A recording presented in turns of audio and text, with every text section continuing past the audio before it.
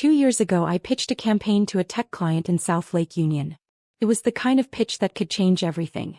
I built a deck with a story arc you could feel in your chest. I rehearsed until the words clicked on muscle memory. The night before the pitch, Lena asked to stay over. She said her apartment had a leak.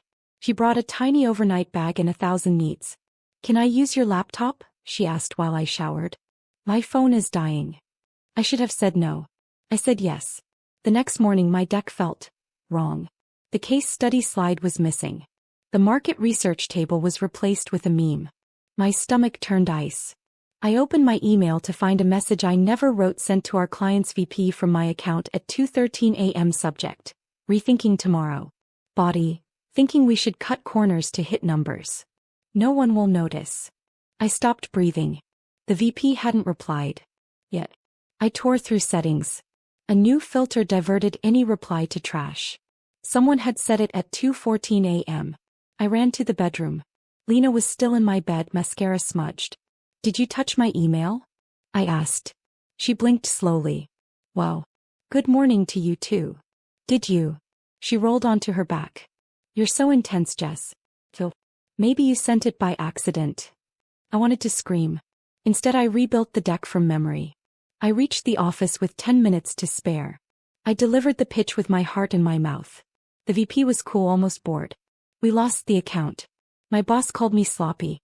I went home and found Lena posting selfies captioned, "Early bird catches the world." When I confronted her again she played dumb. Then she said the quiet part. "You work too hard to prove you're better than me," she said. "It's cliche. Men hate that. Men. Not my work. Not my reputation. Men." That night Ethan held me while I shook.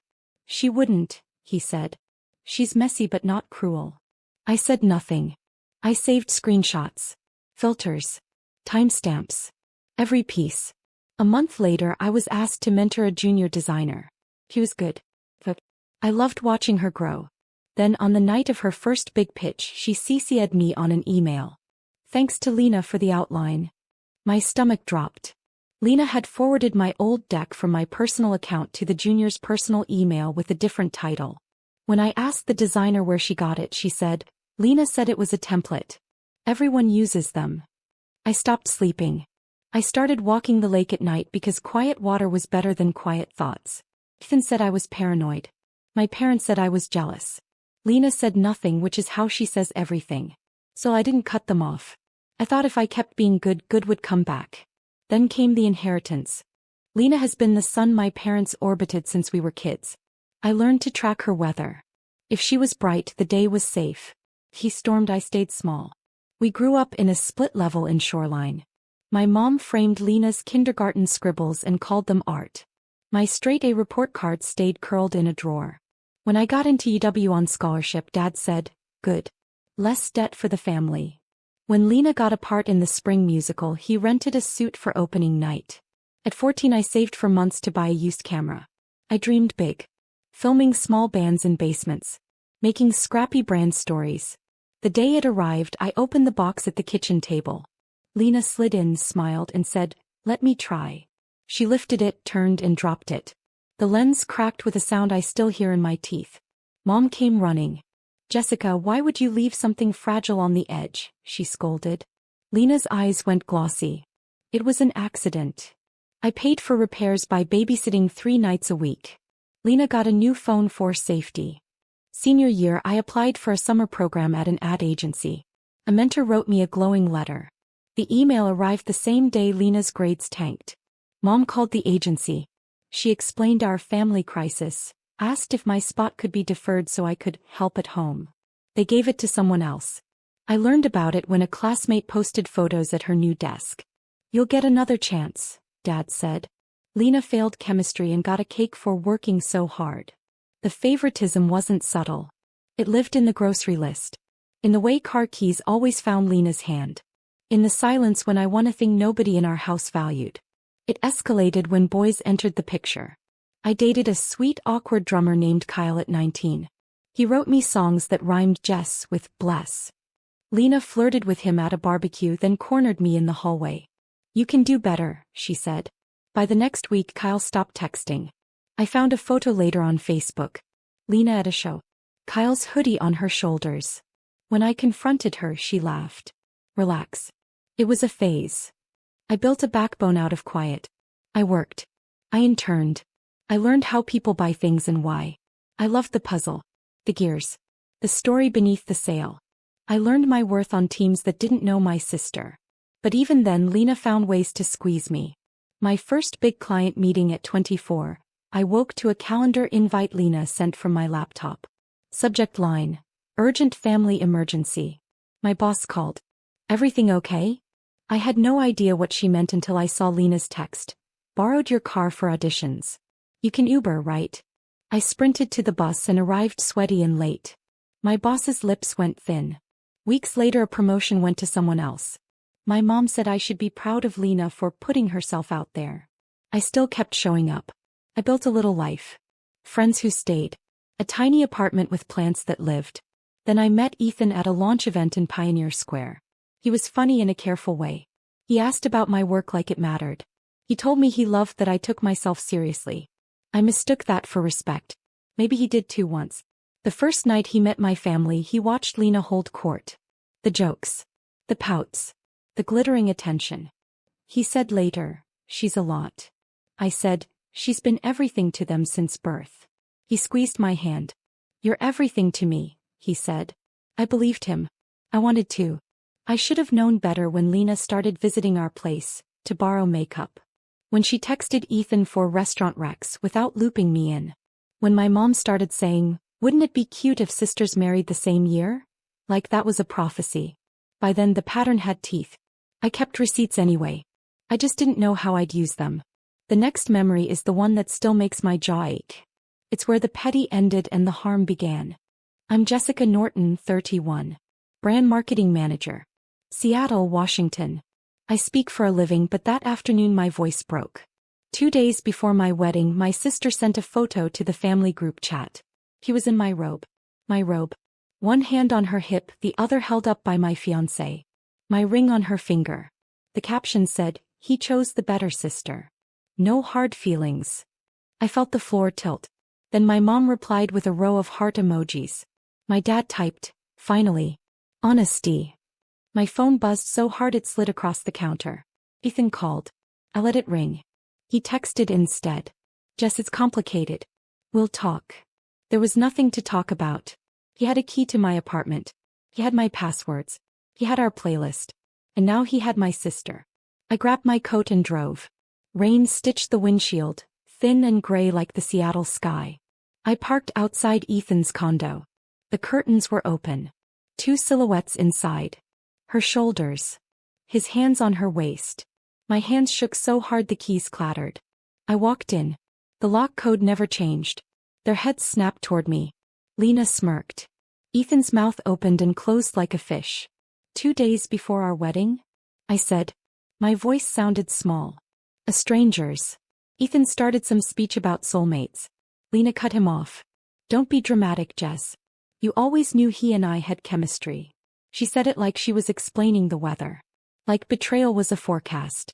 I stared at the ring on her finger. My ring. The one I chose in a shop on Ballard Avenue. The one I bought when Ethan complained about budgets and timing. He promised he would pay me back. My sister shrugged. No point wasting a venue. We're getting married there instead. Quick switch. Keeps the deposits. That line was the knife. She didn't just steal my fiancé. He stole the day I planned for a year. The caterer. The florist. The photographer who was my friend from college. You can keep the playlist, Lena added. It's basically my taste anyway. I turned to Ethan. Is this what you want? My eyes burned, but I held his gaze. He didn't nod. He didn't shake his head. He just stared at the floor. Lena grinned at me. You're invited if you can behave. Think of it as an upgrade for the family. I walked out without a word. In the car I screamed once. A small animal sound. Then I swallowed it. I drove to the waterfront and sat with the wipers squeaking. The ferries slid across Elliott Bay like ghosts. The rain softened. I thought of every red flag I folded into paper cranes. I thought of every time my parents told me to be gracious. I opened a new note on my phone. Title: Receipts. I started listing everything I had ever paid for. Venues. Deposits. Rings. Dinners. Rides. The list scrolled. The rage settled into focus. I didn't know how yet. But I knew this wasn't the end of my story. Because the thing about me, I collect things for a living. Data. Details. Proof. And the thing about Lena? He always leaves a trail. I pressed record on a voice memo and said, 2 days before my wedding my sister stole my fiancé. So I'm going to steal something back. I didn't know then how far that would go. Or what I would learn about both of them by the time the vows started. I only knew one thing. I wasn't done. And the first clue arrived faster than I expected. My grandma Nora wore a small gold bracelet with a tiny compass charm. When I got lost as a kid she'd hold it to my palm and say, "You are your own north." At 27 when she passed the will left that bracelet to me. After the funeral we met at my parents' house. The lawyer handed me a velvet box. My mom's mouth pinched like she'd tasted a lemon. Lena watched the box like a cat watches a bird. That night I took the bracelet home. I put it on the little dish by my bed. I fell asleep with swollen eyes and the sound of the old house in my ears. In the morning the dish was empty. I tore the apartment apart. I checked the sink, the shower trap, every pocket. Nothing. I called my mom. She said, "Maybe you misplaced it." I called Lena. She didn't pick up. 3 weeks later at a bar in Capitol Hill, I saw the bracelet on a stranger's wrist. The compass charm flashed in the neon. I walked straight up to her. "Where did you get that?" I asked.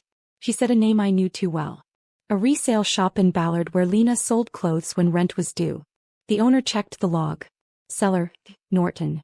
The bracelet sold for $120. I paid $300 to buy it back. I held it in my palm and felt something settle. Not peace. Not yet. Just the outline of a future version of me who didn't accept this anymore. When I confronted Lena she didn't deny it.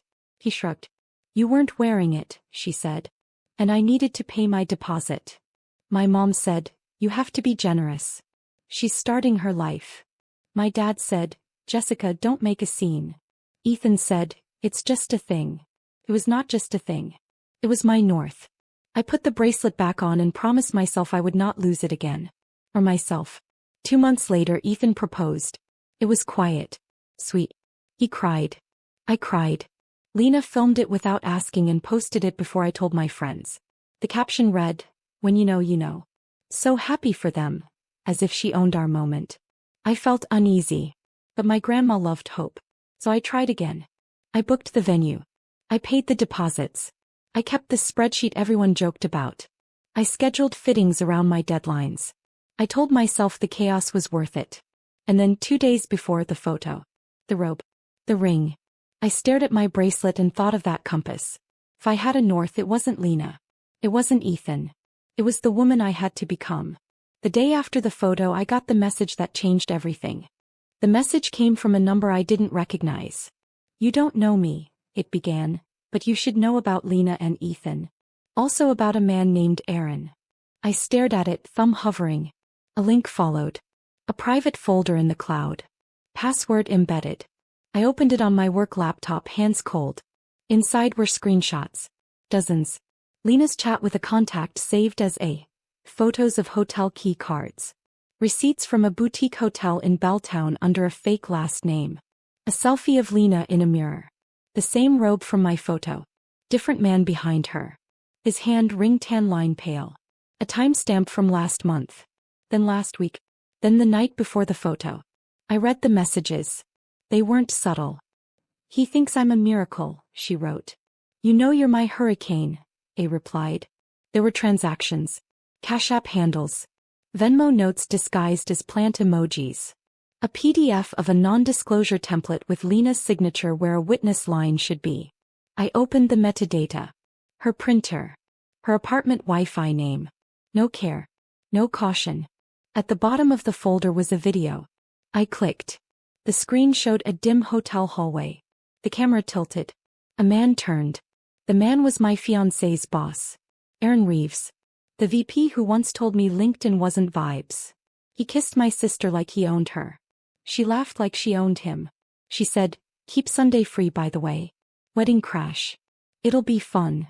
My skin crawled. My blood went silent. I scrolled to the sender's number. Who are you? I typed. Someone who got tired of being lied to, came back. I dated Aaron until last month. He bragged. He kept receipts in the cloud like a trophy case. I want out. I want you to win. I leaned back and stared at the ceiling. My first thought wasn't triumph. It was grief. For the girl who saved for a camera. For the woman who thought love was a prize for endurance. Then the grief calcified into focus. I emailed the folder to myself. I printed what mattered. I labeled each page with a date, a time, a place. Next, I opened my wedding spreadsheet. I added a tab called Transfer. I listed every deposit with my name on it. Venue. Forest. The photographer. I noted their policies. I highlighted the clauses about misrepresentation and fraud. I called the venue. I need to confirm the contract holder, I said. There's been a change in plans. The coordinator recognized my name. She did not recognize Lena's. I didn't yell. I didn't weep. I asked calm questions. I recorded every call with permission, because Seattle is a two-party state and I am not Lena. At midnight, the stranger texted again. He's worried about the vows, she wrote. He says Lena wants something theatrical. She keeps saying the word grand. I smiled without humor. Lena never met a stage she didn't try to light with gasoline. Thank you, I typed. You just gave me mine. I slept 3 hours. I woke with a plan. I started with the paper trail. Screenshots are good. But invoices sing in court. I pulled up Ethan's shared drive. He had given me access for planning. He never revoked it. I found the budget doc labeled household. There were unexplained withdrawals. Hotel dates that matched the screenshots. A jewelry charge I didn't recognize. A ring resize receipt. 2 weeks ago. Woman's ring. Smaller size than mine. I called the jeweler in Ballard. Hi, this is Jessica Norton. I'm confirming a resize on order #####. The woman hesitated. Then her voice softened. I remember you, she said. I'm sorry. She emailed me the invoice with the names redacted. The metadata wasn't. Ethan's email authorized it. Lena picked it up. Next, I checked the venue contract. My name. My signature. A clause about unauthorized substitution. If the event materially misrepresents the identity of the celebrants, the venue could cancel and retain the deposit. But it could also enforce strict guest conduct rules and stage access. Useful. I met with the coordinator. I wore a blazer and the bracelet. I told her the truth. Not the soap opera. The legal part. She listened. She placed a palm on the table. We've seen messy, she said. But we haven't seen this. She agreed to a technical check before the ceremony for my slideshow. We love a slideshow, she added dryly. We signed an addendum. Any media presented must be pre-approved by the contract holder. That was me. Then I called Aaron's company's ethics hotline. Short. Simple. Dates. Times. Names. Attachments. I didn't elaborate. I didn't need to. I also filed a small claims pre-notice for the deposits Lena bragged about keeping. I attached receipts. I CC'd her. I CC'd my parents. I used plain language. I will pursue reimbursement for unauthorized use of funds related to venue, catering, DJ, photography. I listed totals. I pressed send. 10 minutes later my mom called. I let it go to voicemail. Her voice shook with anger. Blood is thicker than contracts, she said. I saved it. There was one more lever. Ethan's lease. His condo was in Aaron's building. His rent discount came from a friends and family perk. I forwarded the hotel footage to the property manager with a single line. This violates the guest policy and the ethics clause tied to Mr. Reeves's unit program. I didn't ask them to evict him. I didn't have to. By sunrise I had a folder labeled Vows. Photos. Receipts. Texts. A timeline down to the hour. I also had a backup plan if the venue tried to wobble. A portable projector. A Bluetooth speaker. A stack of printed copies in envelopes. Then I did something small and important. I called my best friend Mia and told her everything. She is a bartender with a spine of steel and eyes that see the seams in people. She said, wear the red dress. The one that makes you look like you kept your soul. She also said, you are not going alone. We didn't plan chaos. We planned clarity. When liars hear their own words out loud, the room decides. I took a breath. I put on my grandma's bracelet. I walked into the day. Lena's wedding day arrived dressed in someone else's lace. The venue smelled like eucalyptus and money. My centerpieces. My timeline. My DJ. My playlist like a ghost in a borrowed body. Guests swirled. Some of them were mine. Coworkers. Neighbors. They looked at me like I was rumor turned human. My parents stood by the bar like royalty at a parade. My mom wore a grin sharp as a sickle. My dad adjusted his tie like he was starring in Integrity. Lena floated down the aisle in white. Of course. Ethan waited with his jaw clenched. He looked thinner. He looked older. He looked like a choice he didn't know how to unchoose. The officiant opened a leather book. He spoke about love as if it were air, not work. He asked if anyone had words before vows. I do, I said. The room inhaled. I walked to the front, heels steady. Mia stood in the back by the tech table like a guardian. The coordinator glanced at me, then nodded. Lights dimmed. The screen behind the arbor flickered to life. Hi, I said steady. I'm Jessica. The contract holder for this venue and the woman who was supposed to stand here last Sunday. I won't take long. I just want to offer a blessing. I smiled without warmth. May your marriage have what your love story had. Honesty. Fidelity. Respect. I let the words sit. And receipts. Slide 1. A calendar of dates. My deposits. My signature. My name stamped by time. Slide 2. Lena's text to A. Hotel keys. Plant emojis. A timestamp at 2:13 a.m. the night my email sent itself. Gasps rippled like wind in wheat. Slide 3. The video. Aaron in the hallway. Lena laughing about a fun crash. Aaron's face visible. 2 of his coworkers in the audience went very still. My mom hissed, "Turn this off," from the second row. I held up a hand. 2 minutes, I said. Then I'll leave and you can proceed with whatever truth you have left. Slide 4. The jeweler invoice. Ethan's email authorizing the resize. Lena's pickup signature. Date. 2 weeks ago. A guest in the back whispered, "Oh my God." Slide 5. The ethics hotline confirmation. Date stamped. File stamped. Not my opinion. Not my drama. Paper. I turned to Lena. You can marry him, I said. Just not as the people you pretended to be. Ethan's face broke. He whispered, "Jess," like it was a prayer he remembered late. Lena laughed. A high, brittle sound. "She's lying," she said. "This is edited." Mia called from the tech table, cheerful as a weather report. Live demo. The screen split to show the original cloud folder. The file path with Aaron's login. The metadata. The IP addresses that matched his office. People began to move. Aaron's 2 coworkers left. So did his boss's boss. The property manager who'd come as a guest checked his phone and sighed. The officiant closed his book. "We should pause," he said. My dad lunged for the plug. The coordinator stepped between us, cool as rain. "Sir, the contract holder approved this content," she said. "Please return to your seat." In the silence I looked at Ethan. "I loved you," I said. "I loved you enough to forgive everything but contempt." This was contempt. He took a step toward me. "I can fix it," he said. His voice sounded like a boy's. I shook my head. "Fix yourself," I said.